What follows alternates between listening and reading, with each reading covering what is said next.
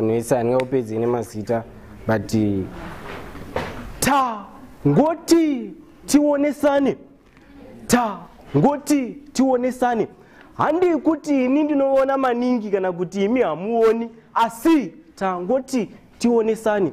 Regai nditi ndisati ndati nekuti ndikati mungazoti ndati ndisiye nditi.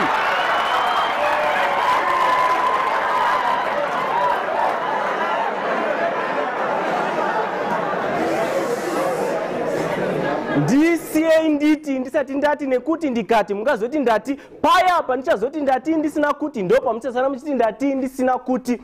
Iwe wakairawira kana iwe wakairawira kana ini ndakairawira kubvira payakangoravirwa nemwanasikana wekwachihota haanazve kuda kuzombobvira airega. Akanga iravira mangwana nomuka masikati machena rakadai yakanga iravira kunyangwe manheru chaiwo akanga iravira nekuti yanga imunakira. Iyo iyi ziramba waraira ukaera wairawira hauzombofa futi wakarega kuda kuiravira. Iyo iyi inotodiwa nemunhu wese, kana vana mai veruwadzano chaiwo vanotoidawo, kana vasikana chaiwo vanotoidawo.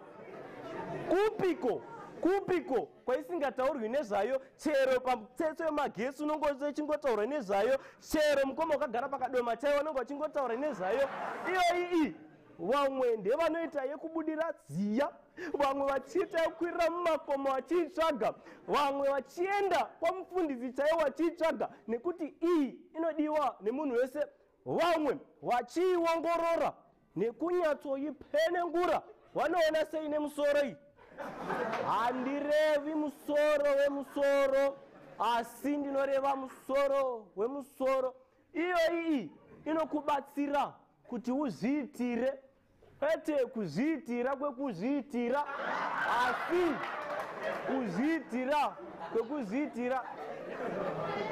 Wazhinji vachati rupwere ruchabonyokawo. Hapana imwe ndinomboreva, ndinongoreva iyo dzidzo iyi kuti inodiwa nemunhu wese.